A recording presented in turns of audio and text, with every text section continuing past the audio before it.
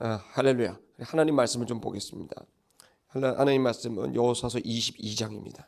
21절에서 34절입니다. 한 절씩 교독하도록 하겠습니다. 르우벤 자손과 갓 자손과 므낫세 반 지파가 이스라엘 10,000만인의 두령에게 대답하여 가로되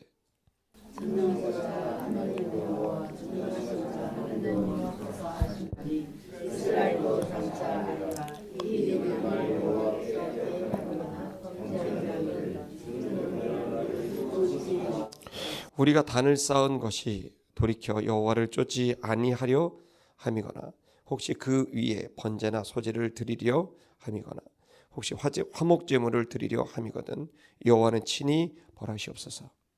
우리가 목적이 있어서 주의 앞에 그같이 하나님과 모세가 하기를 그의 전사들이 우리 자손에게 말하여 이르기를 너희가 이스라엘 하나님 여호와와 무슨 상관이 있느냐. 너희 르우벤 자손 갓 자손아 여호와께서 우리와 너희에게 요단으로 경계를 삼으셨나니 너희는 여호와께 분의가 없느니라 하여 너희 자손이 우리 자손으로 여호와 경외하기를 그치게 할까 하여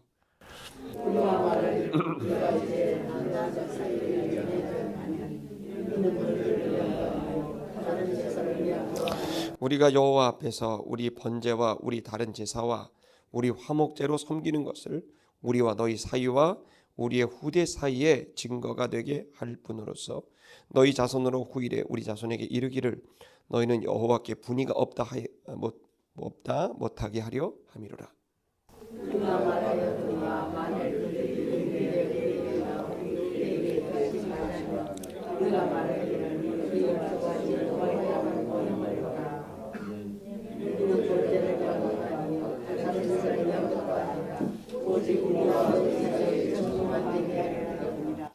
우리가 번제나 소제나 다른 제사를 위하여 우리 하나님 여호와의 성막 앞에 있는 단 위에 단을 쌓음으로 여호와께 패역하고 오늘날 여호와를 쫓음에서 떠나려 함은 결단코 아니니라 하리라.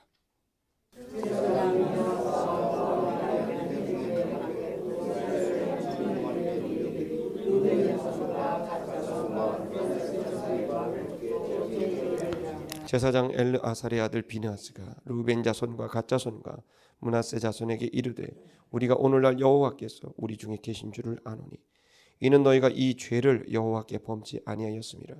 너희가 이제 이스라엘 자손을 여호와의 손에서 건져 내었느니라 하고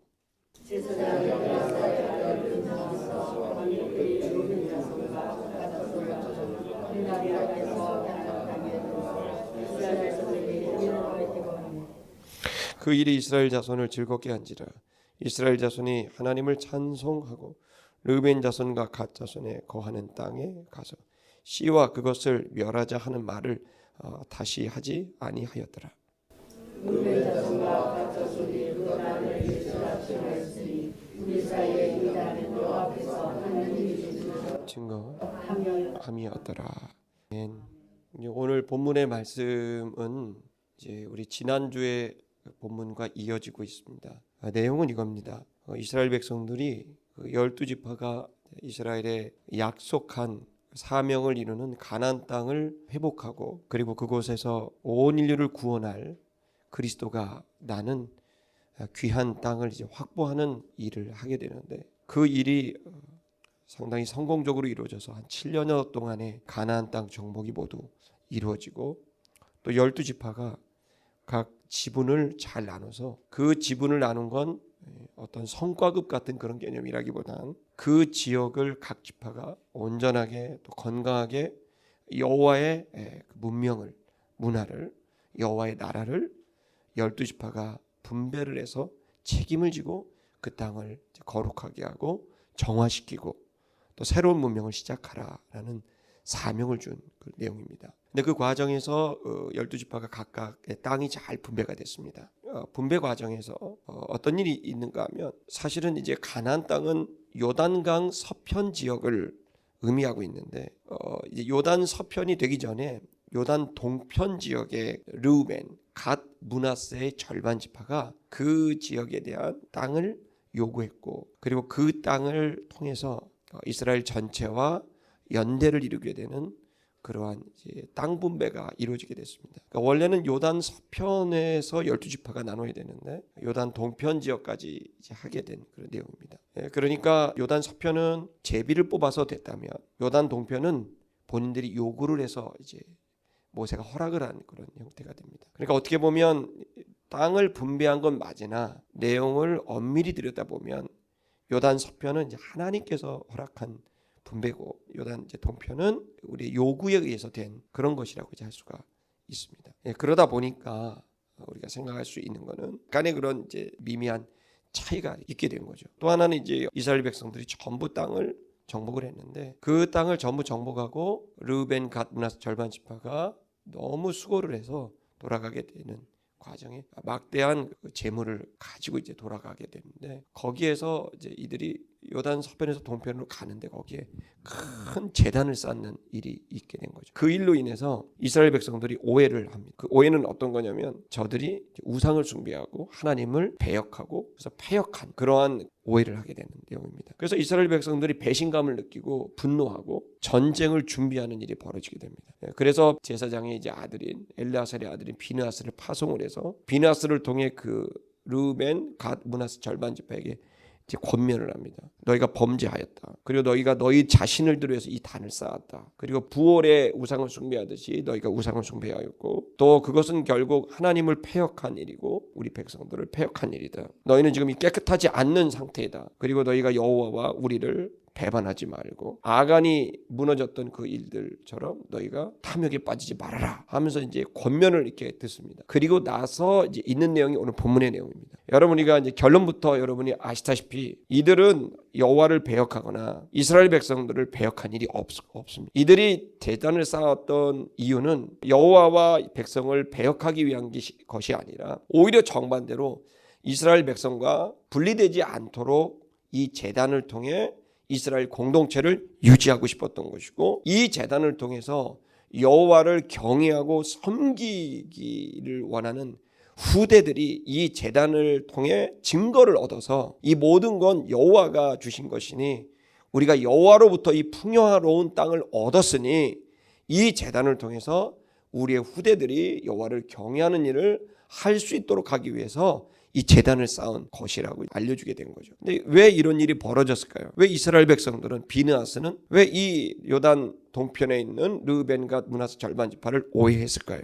그 오해하게 된 이유가 바로 그들이 지금까지 걸어왔던 그들의 경험상 늘 자신들의 허점, 허술함, 죄성 이걸 그들이 경험했기 때문에 그들은 우상을 찾아다녔고 어려운 일만 있으면 여호와 외에 다른 것들의 도움을 청하러 다녔고 또 탐욕스러운 어떤 상황이 벌어지게 되면 여지없이 그 탐욕을 위해서 여호와의 말씀하고 상관없이 그 제단을 취했었던 아간과 부올과 수많은 우상 숭배들이 있어 왔었던 거죠. 그러니까 이스라엘 백성들은 본인들의 경험상 지금 이렇게 좋은 땅을 얻었고 또 그리고 여러 가지 상황들을 봤을 때 그들이 제단을 쌓은 것은 분명히 세겜 땅에 성막이 있음에도 별도의 제단을 쌓은 건 그들이 독립하기 위한 것이다. 또 제단을 쌓은 건 자기의 성공, 자기들의 풍요를 위해서 제단을 쌓은 것이다라는 오해를 하게 된 거죠. 오해의 이유가 바로 그들이 지금까지 걸어왔던 자신의 삶을 기초로 한 자신들의 정체성이 불분명했기 때문에 그 자기가 세워놓은 정체성이 건강하지 않다라고 이제 여겼기 때문에 이번 일들도 그 연속선상에서 벌어진 일이다라고 생각하게 된다는 거예요. 지금 신앙을 갖던 신앙을 가지지 않던 모든 사람들에게 있어서 우리가 어떤 일을 결정하고 진행하고 또 우리의 미래에 대해서 생각하고 하는 이 모든 일들에는 가장 근본에 뭐가 있냐면 정체성이 들어있어요. 내가 누구냐라고 하는 그 정체성을 어떤 식으로 갖느냐가 그 사람이 어떤 것을 보는 기준을 하게 하고 그 기준을 통해 의견을 갖게 하고 그리고 어떤 것을 행동하게 한다는 거죠. 지금 이스라엘 백성들은 자기 정체성을 본인들의 경험에 의해서 언제든지 바뀔 수 있는 그러한 습관을 갖고 있는 그러한 존재다라고 하는 게 그들의 정체성이었어요. 그러나 여러분 그 정체성은 그들이 스스로 생각해낸 정체성이지 실제로 그들이 그러한지는 모르는 겁니다. 정확히 말하면 그들의 의견일 뿐이지 하나님의 의견은 아닌 거예요. 왜 신앙생활을 하는가, 왜 말씀이 중요한가 하는 것은 우리들은 계속 우리 자신도 모르게 우리가 지금까지 50년, 60년, 70년 살아오면서 나의 경험상 내가 어떤 자라라고 하는 것을 정리가 됩니다. 그 의식을 갖고 그 의식을 통해 느끼기도 하고 깨닫게도 되고 공부하게도 되고 그 경험을 통해 인식하게 되고 그 인식들이 쌓이면서 지식들이 쌓이면서 어떤 형태의 관을 상을 만들어 놓고 그게 나라고 생각을 하는 거예요. 나는 원래 이런 사람이야.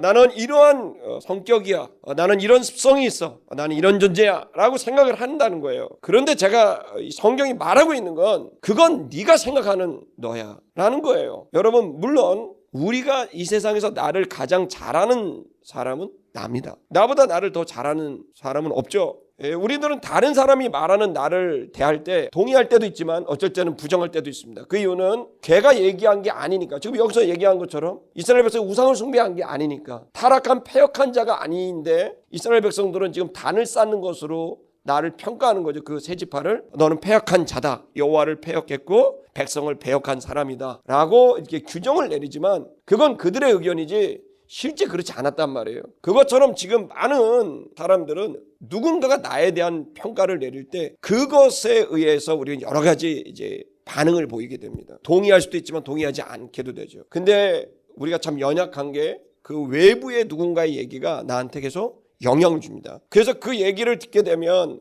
그런가 싶습니다. 실제로 우리는 대화를 통해 하다 보면 내 정체성이 흔들흔들할 때가 있어요. 뭐 예를 든다면 부동산 업을 하는 사람들하고 한 1시간 정도 대화를 하잖아요. 그럼 이제 대화가 1시간 끝날 때쯤 되면 내가 왠지 땅을 어디 사야 될 것 같은 느낌이 자꾸 드는 거예요. 그러면서 난 부동산이라는 관점에서 나를 보는 거예요. 그러면서 내가 땅 한 평도 없는 내 자신이 좀 불안한 느낌도 들고 말이죠. 난 뭐 했나 이런 생각이 드는 거죠. 왜냐하면 인간은 영향을 받아요. 그래서 그 대상을 통해 자기를 인식한단 말이에요. 근데 이 대상이 너무나 다양하고 많다 보니 내가 누구를 만나느냐에 따라서 점점 나를 인식하는 게 이제 달라지게 되는 거죠. 물론 일리가 있는 거고 의미가 있죠. 하지만 그건 그걸 통해 그 사람을 통해 또 내가 인식하는 걸 통해 얻게 된 의견이죠. 근데 그게 진실일까요? 진짜 나일까요? 성경이 말하고 있는 거는 진실을 너에게 알려줄 텐데 그 진실을 너희가 알게 되면 너희가 자유케 될 거라고 말하고 있어요. 기독교는 위로하고 격려하고 잘했어 잘 될 거라고 말하는 종교가 아니라 객관적인 사실성과 주관적인 진정성을 통해 진실을 밝히고 그 진실을 근거로 해서 진리를 이해하고 그 진실과 진리를 이해함을 통해 우리가 가장 하나님이 이 생명을 주신 값어치 있는 삶을 살아갈 수 있도록 만드는 것이 바로 그 기독교입니다. 그러니 거듭남도 성결의 은혜도 치유되고 회복되고 또 일을 하는 것도 결국에는 우리 자신이 진리와 진실을 근거로 시작해야만 된다는 거죠. 그런 면에서 우리는 진실을 추구하고 진리를 추적하는 것은 매우 의미 있고 중요한 일입니다. 그리고 그 중에 가장 우리에게 궁극적인 종국적인 질문은 나는 누구인가라는 질문입니다. 이 나는 누구인가라고 하는 질문에 있어서 우리는 계속해서 질문하고 답을 찾아가고 있고 많은 사람들은 이제 나는 누구인가를 찾아가고 있어라고 말을 합니다. 그 나를 찾아가는 과정 중에 있어라고 말을 하지만 여러분 참 안타깝게도 기독교는 네가 너 자신을 찾아가는 이 모든 일들이 그것을 인식하는 기준도 너고 또 인식하고 있는 것도 너고 그 지식들은 부분적이고 파편적이기에 너가 너 자신을 찾아간다는 건 불가능하다고 얘기하는 거예요. 이걸 알고 있는 건 나밖에 없다는 거예요. 그래서 이 기독교를 많은 사람들이 오만하고 독선적이라고 얘기를 하게 되는 것은 기독교는 항상 참 밤마다 없게 결론을 얘기하는 거예요. 그 결론을 얘기하면서 너는 이거야 세상은 이거야 라고 하는 규정을 내리니까 그리고 얘기하는 이걸 믿겠느냐 안 믿겠느냐는 걸 얘기를 해요. 그리고 그것이 된 이유를 설명을 하게 되는데 그 원리를 설명을 들었을 때 거기에 동의도 하고 어떤 사람은 동의할 수 없다고도 얘기하는데 대부분은 그 원리를 듣고 싶어 하지도 않아요. 그리고 지레 오만한 종교라고 이제 얘기를 하게 됩니다. 오늘 저는 이런 의미입니다. 오만하다 이런 선입견을 버리시고 한번 여러분 생각해 보세요. 여러분의 의견으로서 여러분이 누군지 인간이 누군지를 이야기하지만 한번 하나님의 의견을 들어볼 필요가 있다고 생각합니다. 할렐루야. 우리는 이 하나님의 의견, 이 신의 의견을 듣는 이 일에 대해서 아무리 교회를 오래 다녀도 절대 안 듣습니다. 자기가 생각하는 의견, 자기의 판단에 의해서 모든 걸 결정합니다. 그리고 이 부분이 그렇게 되는 이유는 뭐냐면 내가 누구인가에 대한 정확한 정체성이 불분명한 거예요. 여전히 그냥 세상 사람과 똑같은 땅에서 태어난 육적인 나인가 아니면 하늘에서 태어난 나인가라는 이 생명이 나라고 하는 존재가 어디에 근거하고 있느냐에 대해서 우리는 계속 왔다 갔다 하는 거예요. 어느 날은 가나안 사람이고 어느 날은 이스라엘 사람이고 어느 날은 세상 사람이고 어느 날은 기독교인이고 어쩔 때는 사람의 아들이고 어쩔 때는 하나님의 아들이고 왔다 갔다 하는 거예요. 이스라엘 사람이 그렇게 한 거예요. 그러니까 남는 건 오해밖에 없어요. 진실에 접근할 수가 없는 거예요. 지금 이 모든 문제는 바로 그들이 자기를 누구라고 하는 데는 하나님의 의견을 믿고 붙드는 일이 아니라 자기의 생각과 자기의 감정과 느낌을 그게 나라고 생각하면서 가고 있는 이것이 이제 이 모든 것의 원인이 됐다는 거죠. 오늘 본문을 여러분 살펴보시면 이스라엘 백성들이 그 오해로 인해서 전쟁 직전에 갑니다. 그러나 어떤 일이 탁 벌어지면서 갑자기 축제가 돼버리고 감사의 잔치집이 돼버립니다. 그게 뭘까요? 그들이 누구인지를 알게 된 거예요. 그러니 이해하게 됐고 그리고 그 화해를 넘어서 잔치집이 돼버리는 아름다운 교회 성도 여러분, 오늘 우리들이 이 본문을 통해 계속 여호수아가 승리입니다. 여호수아는 구원하다는 뜻입니다. 여호수아의 전체적인 주제는 구원입니다. 그 구원의 승리는 어디로부터 올까요? 여러분, 우리가 그것을 할 수 없고 하나님 그것을 하신다는 것을 이 시간 깨닫게 되길 축복합니다. 그래서 하나님을 떠나서 우리가 뭔가를 인식한다는 것이 그것이 얼마나 헛된 일인가 하는 것을 기독교 목사기 때문에 하는 얘기가 아니라 여러분 실제로 그러함을 오늘 본문을 통해서 한번 깨닫게 되기를 바라고, 또 하나는 이 본문을 통해 우리의 정체성이 이 시간 명확해지게 되고 그걸 넘어서서 우리에게는 쓸데없는 상상, 억측, 추상, 추념, 그거로 인하여 낭비되는 감정의 소비와 자신의 과거의 삶의 경험이 미래에도 일어날 거라고 하는 정체성이 변했는데 사람의 아들이 아닌 하나님의 아들이 됐음에도 여전히 염려는 사람의 아들로 인식하니 미래가 염려와 걱정이 될 수밖에 없는, 그러나 하나님의 아들로 내가 인식되게 됐을 때 더 이상 인간의 아들로 인하여 알게 된 염려와 걱정은 더 이상 의미가 없고 사실은 이 염려와 걱정거리의 대상이 오히려 나에게는 축복의 하나님 주시는 포장된 선물이라는 것을 깨닫게 되는, 그래서 이 세상의 모든 것들이 염려와 걱정할 것들이 하나도 없고 오직 주님 안에 있는 내가 누리는 건 감사와 찬양이라는 것을 알게 되는, 눈을 열게 되는 귀한 시간이 되길 주의 이름으로 축복합니다. 우리 본문의 말씀을 좀 보시겠습니다. 내용은 이렇습니다. 21절을 보면 루벤, 갓, 므낫세 반지파가 대답을 했습니다. 그렇게 이제 비느하스가 얘기를 한 거예요. 너희가 지금 패역함에 있고 여호와와 이스라엘 백성들을 너희가 배역하고 있다. 너희가 지금 아간의 범죄에 빠져 있다. 또 부올의 신을 섬기던 우상에 빠져 있다라고 얘기를 한 겁니다. 근데 이 비느하스의 이 설교는 틀렸던 거죠. 이들은 그렇지 않았었어요. 그러니까 우리는 계속 오해하고 그렇다고 믿어요. 그리고 심지어 그 권면까지요. 이 설교는 쓸데없는 설교였어요. 맞지 않는 거였거든요. 왜 이런 생각을 했을까요? 비느하스조차도 지난 과거들에 의해서 그들이 가지고 있는 생각이 결국 이렇게 됐을 거라는 추측을 낳게 됐고, 이 추측이 결국 추측이 아닌 확신을 갖고 대답하게 되는 어처구니 없는 헛된 설교를 하게 된 거죠. 자, 이것은 바로 자기들의 정체성이 정확히 여호와 하나님의 자녀들이고 백성이라는 생각이 아니라 여전히 나의 경험되어져 온 내가 있다라고 생각하니까 이 가능성들을 두는 겁니다. 자, 좀 더 보시겠습니다. 그들이 천만인의 두령에게 이제 그 세 지파가 말을 한 겁니다. 22절 뭐라고 얘기하냐면 이들은 오히려 이스라엘 백성보다 더 명확히 정체성을 갖고 있었던 겁니다. 아니, 이스라엘 백성들도 정체성을 이제 다시 한번 이제 갖게 되는 주제가 어떤 거냐면, 신기하지 않습니까? 똑같은 문장을 두 번 말합니다. 우리 한번 읽어볼까요? 시작. 전능하신 자 여호와 하나님, 전능하신 자 하나님 여호와께서. 이 말을 왜 두 번이나 할까요? 이 두 지파 반은 이 모든 일을 하게 된 건 전능하신 자 여호와 하나님 때문에 했다는 거예요. 그리고 그들이 가지고 있었던 모든 행동의 기반은 전능하신 자 여호와 하나님을 기반으로 모든 것이 진행되어 있음을 고백하는 신앙 고백 같은 거예요. 여기에 하나님이란 엘로힘은 강력하다는 뜻입니다. 모든 걸 주관할 주권자죠. 여호와는 구원하다는 뜻입니다. 자, 전능하시다는 건 뭡니까? 말하자면 못할 일이 없는 일인 거죠. 자, 이들이 말하는 거예요. 더 이상 우상을 숭배할 필요가 없습니다. 어떤 것도 여호와 외에 어떤 것도 우리와 우리의 미래를 책임질 수 없습니다. 전능하신 이는 여호와 하나님밖에 없습니다. 그분이라면 충분합니다 라고 얘기를 하는 거예요. 우리는 계속 미래에 대한 염려와 걱정을, 우상을 왜 합니까? 욕심, 또 그리고 불안, 이것 때문에 우상을 숭배하죠. 그 우상을 숭배한다는 것은 사실은 우상 자체가 중요한 게 아니에요. 중요한 건 그들 마음에 불안과 두려움이 있다는 거죠. 염려와 걱정이 있고 탐욕이 있다는, 욕심이 있다는 거예요. 자, 이 부분이 이제 우상을 숭배하게 하는 겁니다. 이 부분이 우상을 숭배하는 것이니까 그 부분이 왜 생겼을까 생각해야 돼요. 왜 우리는 두려워할까요? 미래를. 왜 우리는 직업을 못 가지면 그렇게 두려워할까요? 왜 우리는 이렇게 건강이 나빠지면 이렇게 두려워하고 염려할까요? 왜 우리는 돈이 이렇게 좀 통장 잔고에 마이너스가 가면 갈수록 왜 우리는 이 오금이 저리고 불안하고 답답해질까요? 그건 내가 생각해 놓은 경험과 지금까지 살아왔던 일들 속에서 이게 너무 중요하고 이것이 있어야만 내가 보장될 수 있을 거라고 생각하는 거예요.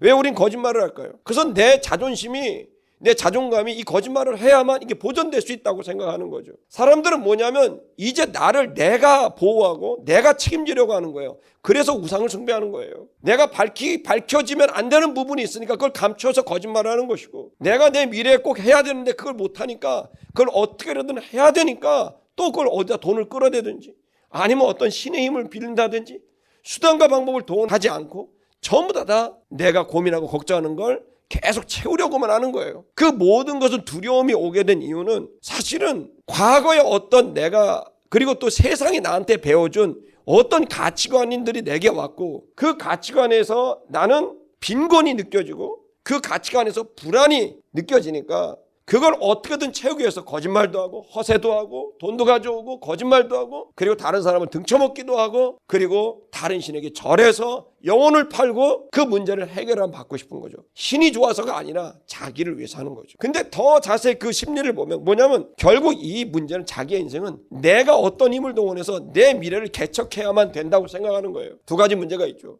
뭐냐면 첫 번째는 내가 생각하고 있는 이 두려움과 걱정과 염려가 있다고 생각하는 것이고, 또 하나는 그 문제를 내가 해결해야 된다고 생각하는 거예요. 이 두 가지 문제가 사실일까를 생각해야 돼요. 실제로 그런 두려움이 있을까요? 내가 숨기고 싶은 그것이 밝혀졌다면 정말 나는 망해버리는 걸까요? 내가 그것이 꼭 있어야 되는 것이 없다면 나는 미래가 그냥 무너져버리고 망한 인생이 되는 걸까요? 절대로 아닙니다. 그 문제를 보호할 수 있는 건 내 거짓말이나 내 어떤 소유를 끌어대서 될 수 있는 문제가 아닙니다. 나는 나를 보호할 수가 없는 거예요. 내가 이 모든 문제들 속에서 내가 오해하고 있는 두 번째, 그 문제를 내가 할 수 있을까? 내가 뭔가를 채워야 된다. 우린 노력해야 되고 책임을 져야 됩니다. 그러나 제가 분명히 말씀드리지만 절대로 우리의 힘으로는, 우리의 지혜로, 우리의 능력으로는 내가 고민하고 있는 문제를 해결할 길이 없기 때문에, 그래서 죽을 때까지 고민하고 걱정하며 염려하며 사는 게 인생입니다. 그러나 여러분은 그렇게 살 존재들이 아닙니다.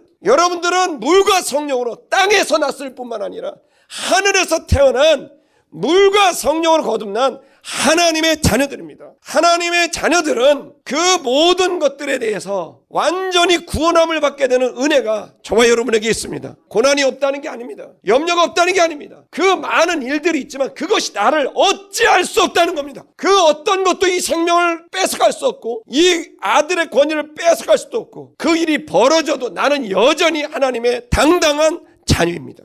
그리고 그것이 일어나도 괜찮은 겁니다. 나의 실수와 허물과 잘못과 그리고 나의 무능들이 드러나도 그렇다고 해서 내가 하나님의 자녀가 아닌 것도 아니며 내가 값어치게 살지 못할 이유도 없습니다.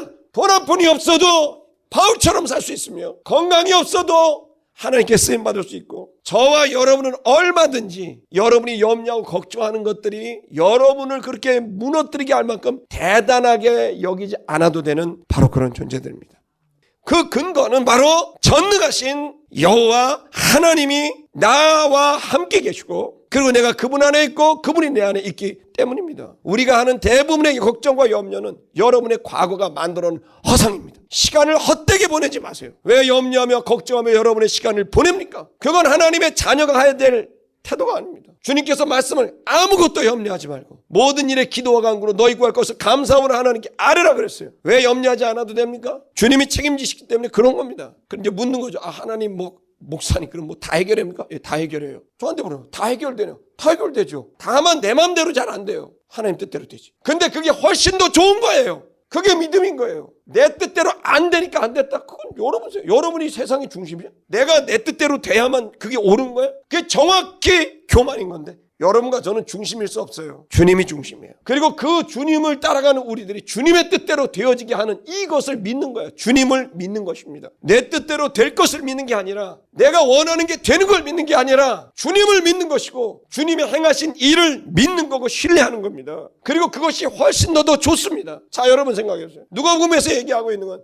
자기를 부인하고 자기 십자가를 지고 가라 그랬습니다. 여러분, 나를 부인하라는 거예요. 그것은 내가 계속 떠오르는 생각이 있고 방법이 있고 내 능력이 있고 내 감정이 있어요. 근데 이것대로 해서 여러분의 십자가를 지는 게 낫겠습니까? 아니면 내 생각과 내 감정을 포기하고 주님의 생각과 주님의 감정으로 십자가를 지는 게 더 온전하겠습니까? 우리에겐 십자가가 많습니다. 가정도 책임져야 돼요. 교회도 책임져야 돼요. 일터에서 책임져야 돼요. 내면으로 연약함도 있어요. 이 십자가가 많아요. 이거 어떻게 할까요? 이걸 해결을 내 힘으로 하려고 그런다고요. 자기를 부인하고 자기 십자가를 지고 날마다 나를 쫓을 것이니라 그랬어요. 생각해 보세요. 여러분이 해결할 수 있는지. 여러분, 나를 부인하고 주님이 이 일을 행하시는 게 훨씬 더 좋습니다. 그건 편하다는 얘기가 아니라 성과에 있어서 효율에 있어서 훨씬 더 낫다는 거예요. 여러분이 여러분의 마음을 만들려고 애를 써보세요. 수도하면 됩니까? 여러분, 내가 하려는 모든 걸 포기해야 돼요. 내가 죽어야 주님이 역사하는 거예요. 주님을 믿으셔야 돼요. 주님의 살아계심을 믿어야 돼요.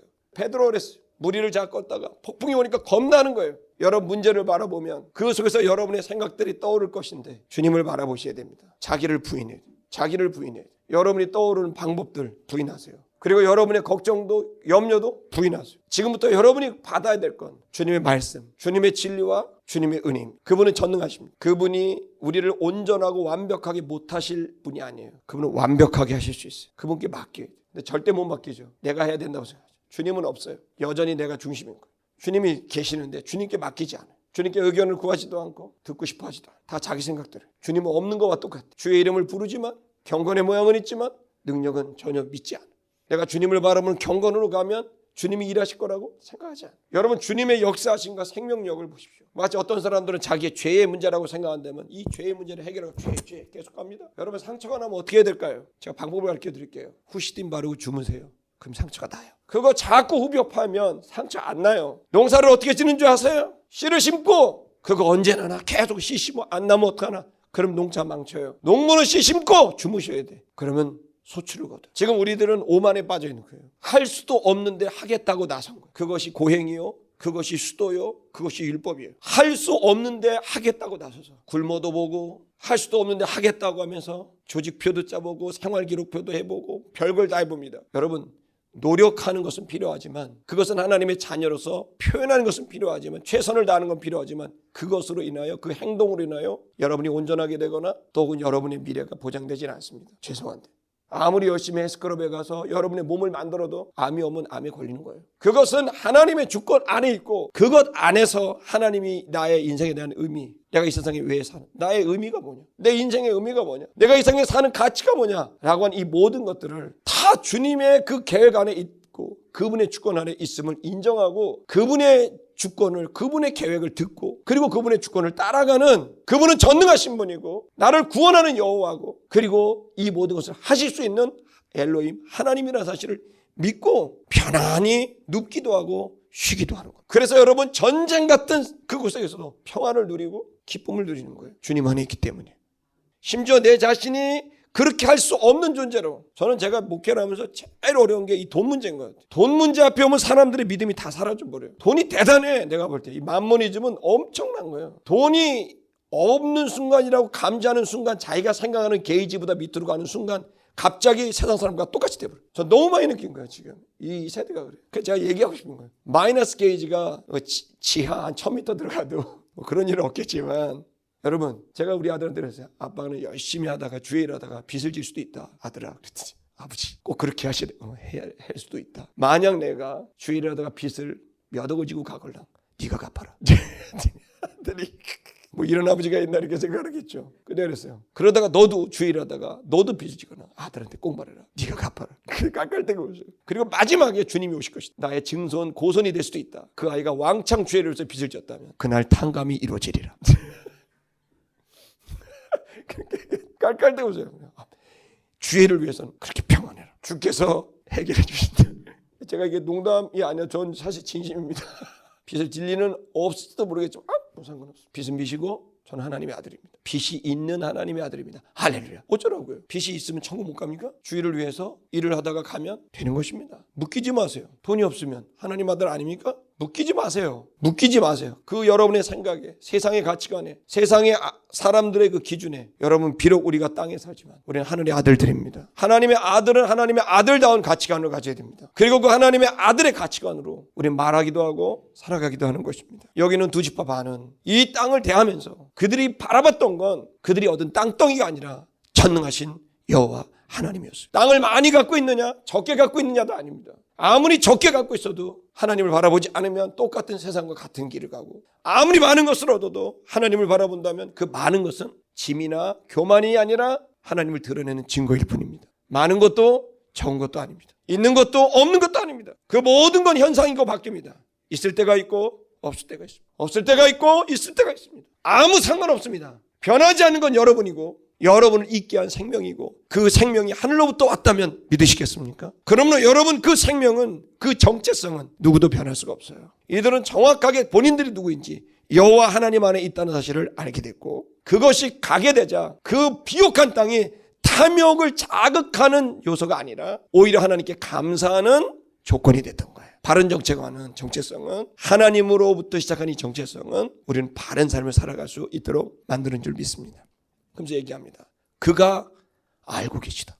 아시나니. 이거면 됩니다. 이 본문 하나만 알고 돌아가시면 됩니다. 누군가 여러분 욕합니까? 주가 아시나니. 억울합니까? 주가 아시나니. 설명할 것도 없고 별명할 것도 없고 그냥 갈 길 가면 됩니다. 오해를 하면 주가 아시나니. 주님이 다 보고 계시고 아세요. 근데 여기에 율법주의자들이 또 자극을 합니다. 주님이 알고 계시니 똑바로 살아라. 맞는 말인 것 같지만 여러분 생각해야 돼요. 주는 사랑해 줍니다. 여러분의 연약감과 죄를 위해 죽으셨습니다. 그리고 그는 다시 부활하셔서 여러분과 함께 그 온전함과 완전함을 향해 가고 있습니다. 할렐루야. 이것은 지금 완전함을 향해 가고 있는 거예요. 그 사랑의 주님이 여러분의 손을 놓지 않을 거예요. 언제까지? 완전한 하나님의 아들이 될 때까지 놓지 않고 가게 될 겁니다. 이게 구원의 여정인 것을 믿으시길 축복합니다. 그러니 여러분 그 과정에서 오해도 받고 내 스스로도 부정적인 평가를 내릴 수 있겠지만, 여러분 택도 없는 소리입니다. 그건 내 의견이고 사람들 의견이에요. 알지도 못하는 내가, 알지도 못하는 사람들이 말한 거예요. 나보다 나를 더 잘 알고 누구보다 나를 더 잘 아시는 분은 주님입니다. 그러니까 나의 생각대로, 나의 뜻대로 가면 안 됩니다. 주님의 뜻대로, 주님의 생각대로 그것이 되어야만 될 것인 줄 믿습니다. 그리고 말합니다. 이스라엘도 알게 될 것이다. 내 진심을 알게 될 거다. 우리의 진짜를 알게 될 거라고 얘기를 합니다. 이들은 확신을 갖고 있는 겁니다. 알게 될 거다. 할렐루야. 그러니까 여러분 우리 주님을 인식하십시다. 그리고 주님으로부터 우리에게 마음을 갖고 거기에 우리가 무너지지 말고 주님은 알고 계시고 사람들도 알게 되리라. 그날에 알게 되리라. 할렐루야. 그러니까 여러분 너무 억울해하지 마세요. 아멘. 너무 또 그리고 답답해하지 마세요. 그날에 알게 될 거예요. 여러분이 완전한 하나님의 아들이라는 사실을 알게 될 겁니다. 자, 그러면서 이렇게 얘기합니다. 만일 여호와께 우리가 패역함이거나 범죄함이었다면 우리를 오늘날 구원하지 마옵소서. 확신을 갖고 하는 거예요. 자기들은 절대로 패역하면서 나온 게 아니라는 걸 얘기합니다. 23절. 그리고 얘기합니다. 여호와는 벌하시옵소서. 우리가 단을 쌓은 것이 여호와를 쫓지 아니하는 배역하는 것이라면, 우리가 돌이키는 것이라면, 또 다른 어떤 제사를 드리려고 하는 것이라면 우리를 벌하시옵소서. 이렇게 얘기합니다. 넘겨주세요. 우리가 그래서 하였다. 뭘 했느냐? 하나의 목적을 가지고 주의해서 했다. 우리가 이 단을 쌓는 건 목적이 있었다는 거예요. 우리가 생각하겠다는 거예요. 여러분 기독교인들은 주님을 바라보면서 생각하는 자들입니다. 아멘. 그 주님을 바라볼 때 떠오르는 그 생각이 생각이 우리에게 주신 선물들입니다. 자, 이들은 생각했습니다. 하나님을 바라봤고 전능하신 하나님을 바라봤을 때, 이 땅을 바라봤을 때 그들은 생각이 떠올랐어요. 그 생각이 뭐였냐면, 자, 너희 자손이 우리 자손에게, 그러니까 이스라엘의 요단 서편에 있는 자손들이, 미래에 대한 얘기입니다. 요단 서편에 있는 자손들에게 이렇게 말할 거다. 너희가 무슨 상관이 있냐? 이스라엘 여호와와 무슨 상관이 있냐? 왜 이 얘기를 해요? 이 땅은 요단 서편은 제비 뽑아서 주님이 줬고, 그리고 거기가 가나안 땅이고, 동편은 자기들이 원해서 줬고 제비 뽑은 것도 아니고, 그러니까 나중에 뭐예요? 너희하고 우리하고 강이 있어서 갈라졌으니 무슨 상관이 있겠느냐고 말을 할 수 있겠다. 그 얘기죠. 넘겨주세요. 25절. 그 여호와께서 너에게 경계를 우리와 너희 사이에 요단으로 경계를 삼지 않았냐. 그러니까 요단이 갈라졌으니 그건 여호와가 하신 일이니 너희하고 우리는 관계가 없다라고 말할 수 있겠다고 생각이 들었다. 미래에. 지금 당장이 아니라. 그러니까 이들은 미래를, 다음 세대를 본 거죠. 자, 정확히 그럼 이제 더 깊이 얘기합니다. 그러면서 너희 르우벤 자손, 갓 자손아, 너희는 여호와께 분의가 없느니라. 너희는 분깃을 받은 게 없다. 너희는 우리 자손에게 여호와 경외하기를 그치게 할까봐 우리가 두렵다. 그러니까 그 일을 통해서 여호와를 섬기는 일이 뭐냐면, 경외하는 일이 예배하는 일이거든요. 관용구에 예배하는 일이에요. 이 경외하는 일은 예배하는 일인데, 예배를 어디서 드리냐면 세겜에서 드리거든요. 그러니까 세겜에 와서 그 성막에 와서 예배를 드리는데, 근데 여기서 얘기하는 건 뭐냐면, 너희하고 우리하고 관계가 없으니 와서 예배를 드리지 말아라 라고 얘기할 수도 있겠다. 그래서 그것을 우리 자손들에게 하지 못하게 할 수 있어서 그걸 요단이 갈라놓은 게 아니라 이 모든 땅은 주님이 주신 것이다 라는 걸 너희 후손들과 우리 후손들이 알게 하기 위해서 증거로서 이 제단을 쌓은 것이다 라는 얘기를 하고 있는 거예요. 그러니까 목적이 뭐였냐면, 자기의 탐욕이 아니라 자기 공동체와 이스라엘 전체가 온전히 하나님을 섬길 수 있는 공동체가 되게 하기 위한 깊은 신앙의 그런 목표였다는 거죠. 근데 이걸 정반대로 이해하고 있었던 거예요, 이스라엘 백성들. 얼마나 황당합니까? 정반대로. 여러분 사시면서 우리가 느끼지 않습니까? 내가 이렇게 말했는데 정반대로 알아들을 때 이걸 전문 용어로 미치고 팔짝 뛴다 이렇게 좀. 미친 날 팔짝 뛴다 이거 아닙니까 이게? 그러니까 가끔씩 보면 막 어떤 사람 화낼 때 이렇게 막 뛰잖아요. 미치고 팔짝 뛰었다. 우리가 얘기를 합니다. 너무 답답한 거죠. 오해하고 억측하고. 왜 그럴까요? 우리 안에서 그게 다 나온 거예요. 그 상처가, 제가 예전에는 한번 이제 어떤 자매가 있었는데 너무너무 격려하고 싶어. 야, 너 너무너무 이쁘다 그랬더니 저한테 관심 있으세요? 이러는 거예요. 너무 놀라갖고, 아니 나는 너무 이렇게 격려하고 싶어갖고 갑자기 내가 순간 이렇게 하더라고요. 왜 그래요? 나는 그냥 이뻐서 그런 거예요. 근데 얘 안에 뭐가 있었던 거지. 칭찬을 받지 못하고 격려를 받지 못하고 어떤 것도 다 자기를 공격한다고 생각하는 사람들은 그 현상이 문제가 아니라 그 마음에서 그 모든 게 시작된단 말이에요. 우리가 우리 자신의 내면이 얼마나 건강해야 되는 게 중요한지를, 그래서 행복이나 불행은 외부에 있는 게 아니에요. 통장 잔고에 있는 게 아니에요. 우리 마음에 있는 거지. 그리고 그 우리의 마음이 건강해지려면 우리의 마음의 중심이 여호와께 가야 되는 겁니다. 그 얘기를 하는 거죠. 방법에서. 좀 더 보겠습니다. 자, 그래서 이들은 정반대예요. 너무나 귀한 꿈이었어. 26절. 우리가 말하기를 우리가 이제 예비하자. 그래서 준비를 하자. 이제 단을 쌓자. 번제를 다른 제사를 위한도 아니라 증거가 되게 하려고 제단을 쌓자. 여호와 앞에서 우리 후대의 증거가 되게 하려고 제단을 쌓자. 이렇게 됐다는 거예요. 그다음 그래서 너희 자손으로 이르기를 후대에 우리에게 너희는 우리 여호와께 분깃이 없다 하는 말을 못하게 하려고 이 제단을 쌓게 된다. 이게 여호와께서 주신 것이 아니라는 말을 못하도록 하기 위해서 이 증거의 단을 쌓게 됐다. 다시 말하면 여호와를 증거하기 위해서 제단을 쌓았다는 거죠. 자, 28절을 보면, 그래서 우리가 말하기를, 그들이 만일 이같이 우리에게 말한다면 그때 이렇게 말하라고 가르칠 거다. 우리가 말하기를 보라라고 말할 거다. 뭘 봐라? 여호와의 단 모양을 봐라. 그러니까 여호와의 단을 봐라. 우리 열조가 지은, 우리 조상들이 지은 이 단을 바라라고 꼭 시킬 거다. 여기 보라라고 하는 게 라입니다. 라 동사가 뭡니까? 라는 물건을 보라는 의미가 아니에요. 이 말은 이 물건 너머에 있는 주님을 보라는 뜻이에요.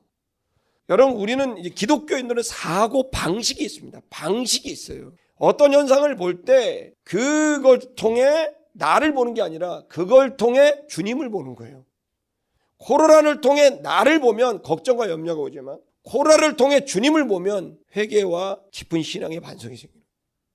내가 사업이 망했을 때 나를 보면 비참함이 오는데, 사업이 망했을 때 그 사업 망하면 뒤에 주님을 보면 다시 나를 새롭게 하실 주님이 기대가 되는 거예요. 어떤 사고 방식에 대한 문제입니다. 어떤 현상이 일어났을 때 그것이 좋은 일이든 나쁜 일이든 그 너머에 나와 내 주변의 사람들을 생각하는 게 아니라 그 일 너머에 주님을 바라보게 됐을 때 진리를 깨닫게 되는 거예요. 라는 정확히 그런 말이에요. 이스라엘 사람들은 처음부터 모든 것의 시작은 어디로부터 왔다? 하늘로부터 왔다. 모든 일은 그분의 섭리와 통치 가운데 있다고 믿고 있는 거예요. 그리고 그 모든 것의 시작은, 근원의 원인은 뭐다? 하늘이다. 그리고 그 하늘이 나한테 원인을 주실 뿐만 아니라 그분이 곧 결론이기도 하다. 다시 영광을 돌려드리는 거예요. 우리가 주님께 영광을 돌려드린다는 말이 뭡니까? 돌려주는 거예요. 그 영광은 하늘에서부터 왔거든. 그 영광을 받아서 이걸 다시 주님께 돌려드리는 거예요. 영광이란 말은 빚을 말하는 의미가 아니라 주님의 뜻과 깨달음을 말하는 거예요. 그 주님의 의견과 깨달음을 우리가 얻게 됐을 때 영광스러운 거예요. 그걸 깨닫게 된 걸 다시 나의 언어로 이것은 내가 동의합니다라고 얘기했을 때 영광을 돌리는 거예요. 지금 여러분, 저와 여러분들은 이걸 알아야 돼요. 어디로부터 와서 어디로 가는지를 알아야 돼요. 이 사고 방식과 흐름을 이해해야 돼요. 우리에게 있는 많은 사건들은 지금 저 사람 때문에, 나 때문에 일어난 것 같죠? 그러나 여러분, 눈을 뜨셔야 됩니다. 하늘로부터 시작하여 다시 하늘로 돌아갈 일들입니다. 그래서 주의 말씀은 원인이요, 주의 말씀은 결론입니다. 주의 말씀은 창조요, 주의 말씀은 완성입니다. 그분은 알파요, 그분은 오메가입니다. 그래서 그분의 말씀은 원인이 되지만 그분의 말씀은 결론입니다. 그래서 여러분, 예수님께서 이 땅에 오셔서 하신 일 3가지가 가르치시고 선포하고 치유하다예요. 3가지 문장이 나오면, 동사가 나오면 가운데 게 가장 중요한 거예요. 우선이에요. 예를 들어서 항상 기뻐하라, 쉬지 말고 기도하라, 범사에 감사하라, 그러면 동사가 3개 나왔잖아요. 그러면 가운데 게 가장 중요한 거예요. 먼저 하라는 거예요. 쉬지 말고 기도해야 범사에 감사하고 항상 기뻐할 수 있는 거예요. 우리의 신앙에 가장 중요한 것은 가르치는 것도 중요하고 치유하고 회복하는 것도 중요합니다. 그럼 먼저 해야 될 일이 뭔지 아세요? 선포하는 거예요. 그 선포의 말씀은 하나님이 나에게 로고스의 말씀으로 주셨을 때 내 영이 반응하는 진리가 오면 레마가 됩니다. 내 영이 딱 와서 그 말씀이 꽂혀지게 되면 이 말씀은 하나님이 나에게 준 원인의 말씀입니다. 그러나 동시에 그것은 결론의 말씀입니다. 그 말씀은 시간과 공간을 뛰어넘어 이루어질 일들입니다. 할렐루야.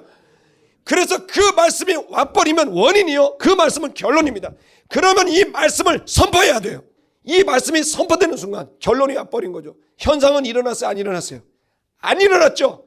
그러나 선포하는 거예요. 그러면 놀랍게도 기독교는 그 결론을 선포하면 원인과 과정이 이루어져요. 모든 창조는 말씀으로 이루어졌어요. 그 말씀이 결론, 빛이 있으라가, 빛이 있기 전에 있으라라는 결론이 떨어지니까 빛이 생기는 원인과 과정이 벌어지게 됩니다. 이것이 될 수 있는 유일한 근거는 주님은 시간과 공간을 초월하는 절대 주권자이기 때문에 가능해요. 그래서 그분이 내게 주신 말씀은 하나의 깨달음이 아니에요. 위로의 말이 아니에요. 그건 실제로 이루어질 결론인 거예요. 그 결론을 받은 나는, 그래서 여러분 엔톨라로 합니다. 엔톨레, 주의 말씀을 엔톨레라 그래요. 엔톨레는 엔인 톨로스, 결론.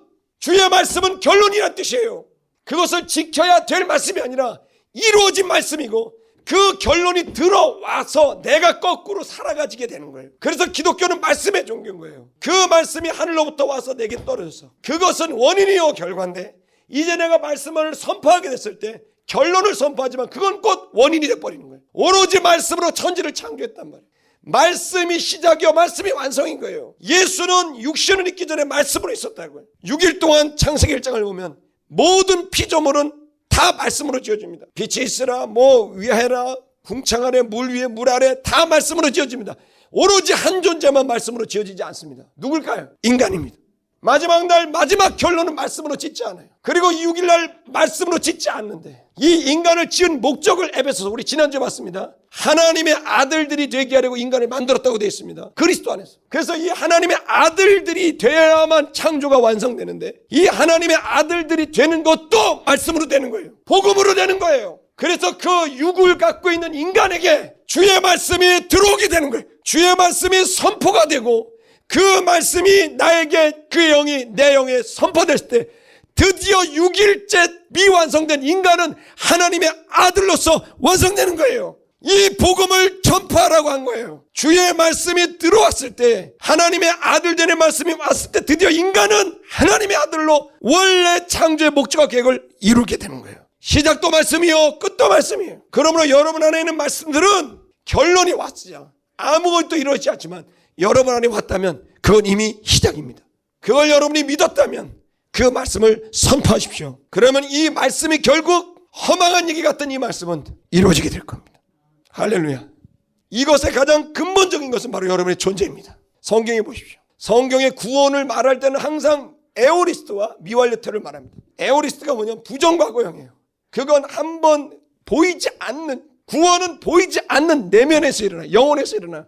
그러나 일어나죠. 동사는 두 가지예요. 보이는 동사와 보이지 않는 동사. 근데 보이지 않는 동사가 더 중요한 거예요. 여러분, 예를 들어 이겁니다. 내가 물을 마시러 부엌에 갔다. 사람들은 부엌에 간 모습만 봅니다. 그러나 중요한 건 왜 갔냐가 더 중요하죠. 물을 마시러. 그게 말하고 싶은 겁니다. 사람들은 산다. 왜 사냐가 중요하죠. 보이지 않는 동사가 그것이 영원한 것이고 그것이 영입니다. 그래서 사람들은 외모를 보지만 하나님은 중심을 봅니다. 그것을 발각해내기가 어렵지만 주님은 다 알고 계십니다.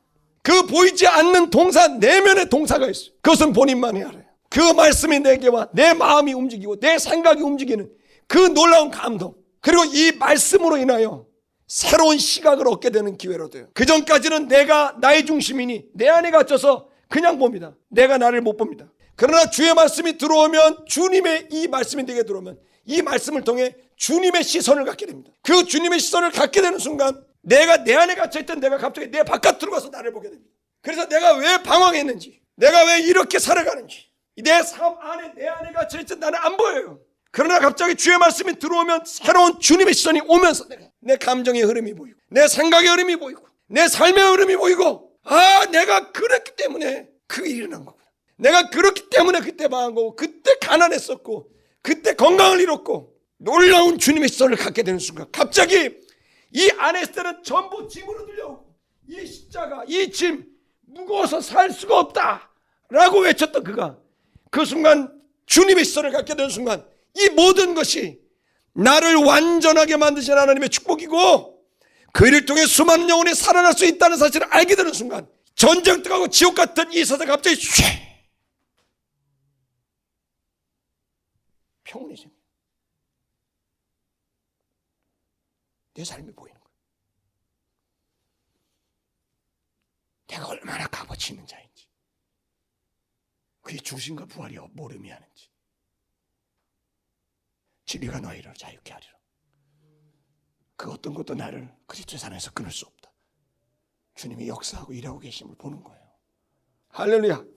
여러분, 기독교는 지식을 아는 종교가 아니에요. 체험하셔야 돼요. 이걸 알게 되고, 이 진리를 알게 되고 이 성령을 알게 됐을 때 정말 우리가 전혀 새로운 가치와 의미를 보게 되는 거예요. 그래서 이제 살 수 있겠다, 살아갈 수 있겠다, 그래 살아갈 수 있을 것 같다, 어떤 일이 와도 살아갈 수 있을 것 같다, 내가 어떠한 어려움이 와도 충분히 살아갈 수 있겠구나, 이유는 주님 때문이구나, 이제 알게 되는 거예요. 누가복음 9장 20절 한번 볼까요? 누가복음 보면 이제 그 정체성이죠. 예수께서 이르시되 너희는 나를 누구로 아느냐, 이제 베드로가 하니까 하나님의 그리스도시니이다. 하나님이 준비한 그리스도, 그러니까 문제를 해결하시는 분이라는 거죠. 그죠? 구원을 주시는 분이십니다. 이렇게 얘기를 합니다. 21절 경계하사 이 말을 아무에게도 이르지 말라 하시고, 이제 너무 알고 있어라 그렇게 얘기하고, 그다음에 오늘 얘기하고 싶은 그게 아니라 가르쳐 인자가 많은 고난을 받고 장로들과 대제사장과 서기관들에게 버림받아 죽임을 당하고 제3일에 살아나야 하리라. 내가 죽고 하나님이 그리스도입니다. 이렇게 얘기했더니 갑자기 내가 죽어야 되고 내가 다시 살아나야 하리라. 그게 그래야 완성이 된다. 그 얘기예요. 아직 그게 이루어지지 않았다. 그러니까 너는 조용하고 있어라. 괜히 안 죽으면 안 된다. 네가 괜히 말을 퍼뜨렸다가 나를 안 죽으면 안 된다. 그런 얘기 같은 거죠. 예수가 죽어요. 왜 죽어야 된다는 얘기를 할까요? 여러분의 모든 짐을, 고통과 죽음을 담당하시는 거예요. 문제를 풀어야 되거든. 어떻게? 대가를 지불해서. 인과율에 따라 행위를 해야 결과를 얻죠. 문제는 인간들이 행위를 못해. 그래서 결론을 못 얻어. 구원을 할 자가 없어. 의인은 없나니 하나도 없어. 이 문제는 해결할 방법, 그 대가를, 원인을 제공해서 결과를 얻어내는 거예요. 그래 내가 죽어야 하리라. 계속 볼게요. 또 물에게 이르시되 아무든지 나를 따라오거든. 그럼 이제 어떻게 해야 될까? 그러면 예수께서 죽으시고 부활했어.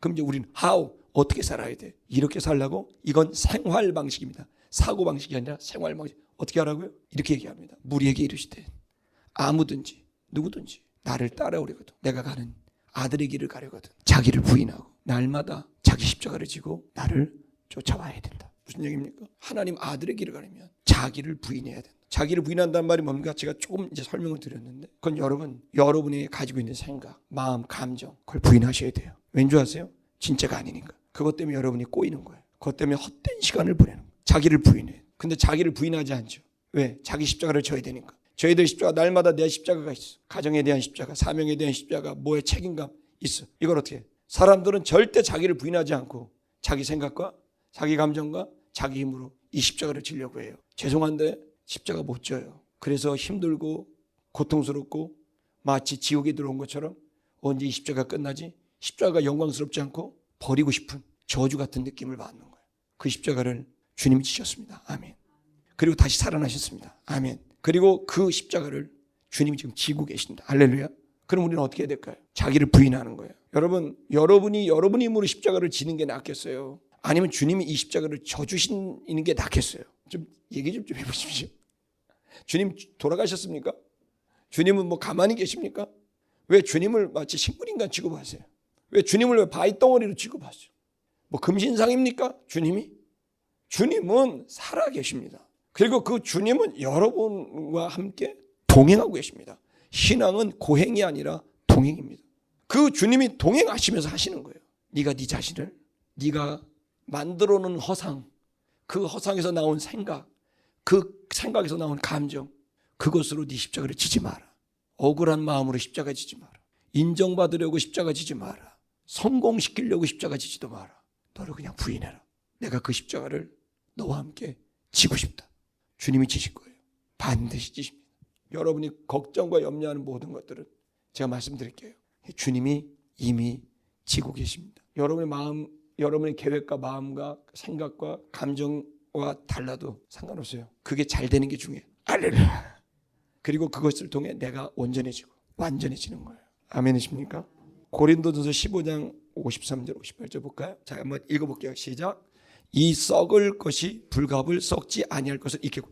자, 썩을 것은 뭡니까? 여러분의 몸. 땅에서 난 여러분은 썩을 것입니다. 할렐루야. 여러분 기뻐하십시오. 여러분들은 이제 다 사라집니다. 저희 할머니가 늘 우리 막내 고모가 한 얘기가 있습니다. 맨날 막내 고모는 맨날 화장만 했습니다. 그리고 일하자 그러면 막내 고모는 절대 일을 안 합니다. 다 삼촌들이 하고 큰 고모가 그럽니다. 그때 저희 할머니가 탁 들어서 할머니, 썩어질 몸뚱이 참도 아낀다 그러면서 썩어질 몸뚱이 참도 아낀다 그럽니다. 진리를 말씀하셨어요.